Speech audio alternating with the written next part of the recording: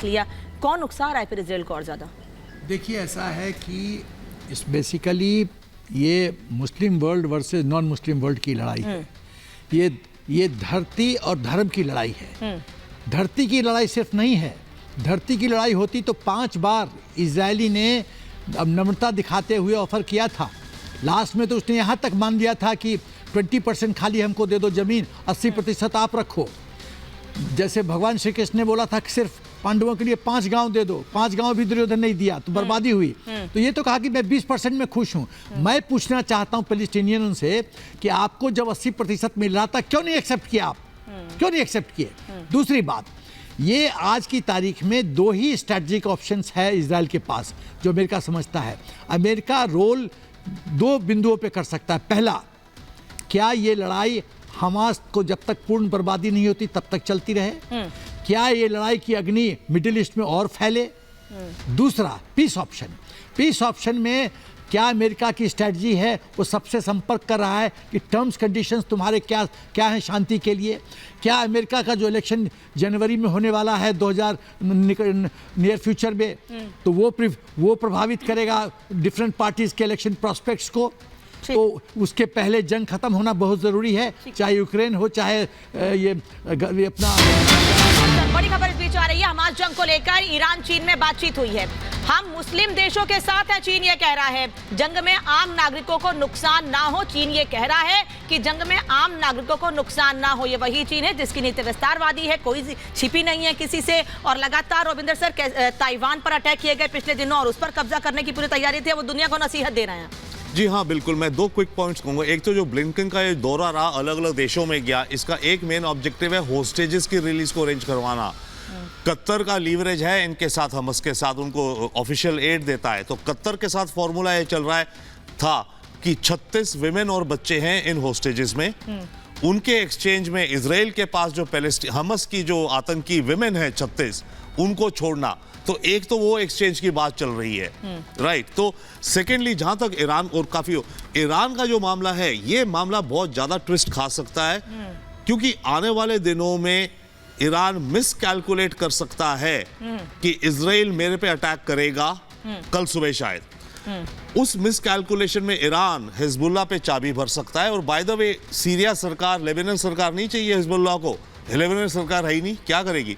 वहां पे जो नॉन स्टेट एक्सट्रीमिस्ट हैं, जो फ्री एलिमेंट्स हैं सीरिया में, जो जिहादीज हैं, वो सारे इकट्ठे होके, क्योंकि देखिए सारे लैंड्स कनेक्टेड हैं। गाजा के इस तरफ तो समुंदर है, कोई और नहीं है ना।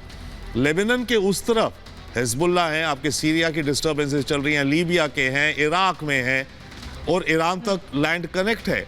तो ईरान हिजबुल्लाह को एक्टिवेट कर सकता है टू अटैक इजराइल, थिंकिंग कि इजराइल मेरे पे कर रहा है। वो एक हो सकता है, या उल्टा भी हो सकता है। इजराइल ये सोचे कि ये जो हमस का अटैक हो, अभी तक कोई कॉन्क्रीट प्रूफ नहीं है, by the way, according to American intelligence, कि ईरान ने ये हादसा करवाया, अभी तक नहीं है कोई ऑफिशियली, वो कह रहे हैं। अगर इजराइल को लगे, और इजराइल अगर इस जंग में फंसता गया गाजा में, फुल विक्ट्री क्या है, कब होगी, तो इजराइल के अंदर ओपिनियन और दुनिया का ओपिनियन बहुत ज्यादा इजराइल के खिलाफ होगा। इजराइल उस समय डिस्ट्रैक्शन करने के लिए, या रियल बेसिस में कहे ईरान ने कराया and Israel launches an attack, तो ये स्पाइरल कॉम्प्लिकेशन और मिस कैलकुलेशन इजराइल और ईरान के बीच में एक बहुत बड़ी जंग और बिला देंगे। दत्ता सर से, वो जो मैंने आरएसएन सिंह सर से सवाल पूछा था, वो मैं दत्ता सर से समझना चाहूंगी। सर, पहली बात तो जो कमांडोज जिनको मैदान में उतारा गया है उनके बारे में, और ये कैसे आगे अपने ऑपरेशंस को अंजाम देंगे, क्योंकि ये सब जानते हैं कि हमास के आतंकियों की सबसे बड़ी खूबी है कि वो टनल्स बनाते हैं, उन टनल्स में रहते हैं, उन टनल्स से तमाम ऑपरेशंस को अंजाम देते हैं। तो ये कमांडोज कैसे वहां तक पहुंचेंगे और कैसे उनको ढूंढ पाएंगे, क्या स्ट्रेटेजी होगी उनकी? देखिए, ऐसा है कि जहां तक शरीयत मदखल का सवाल है, जब हमने अपने हिंदुस्तान में अपनी स्पेशल काउंटर टेररिस्ट यूनिट्स बनाई थी, तो हम सब लोग इन मुल्कों में ट्रेनिंग करने गए थे, और मैं भी शरीयत मदखल के साथ इजराइल जाके ट्रेनिंग करके आया था। और मैंने जो हमारा इंटरेक्शन रहा है उनके साथ बहुत गहरा रहा है, और तब भी रहा है कि जब हमारे डिप्लोमेटिक रिलेशन भी नहीं थे। अभी जहां तक शरीयत मदखल का सवाल है, वो जनरल स्टाफ की रिकॉनेसेंस यूनिट के नाम से जानी जाती है, और शरीयत मदखल उसका जो दूसरा नाम है। और ये operation behind enemy line, special operation special counter terrorist operation, hostage rescue operation, counter hijack operation, ये सब के अंदर माहिर हैं। ये पूरे सिलेक्टेड होते हैं, वॉलंटियर्स होते हैं और हर एक 3 महीने के बाद सर्टिफिकेट देते हैं कि वो अपनी जान के जोखिम में कोई भी ऑपरेशन करने को तैयार है। अभी इनकी जो ट्रेनिंग है वो हाईएस्ट लेवल की है, जो शुरू में इन्होंने SAS जो ब्रिटिश SAS थी। मुझे सिंह सर से एक जवाब लेना है 20 सेकंड में। सर ओवरऑल क्या इसका कंक्लूजन होगा? हम ये माने कि दूसरे देश उकसा रहे हैं इजराइल को और जल्दी ये खत्म होने वाला नहीं है, इसीलिए क्योंकि उकसावा तेज है दूसरी ओर से? नहीं, कुछ मुस्लिम देश हैं, you can not say entire Muslim world. Saudi Arabia, UAE, Azerbaijan, even to an extent Turkey, ये कोई हमास को ये सपोर्ट नहीं करता है, क्योंकि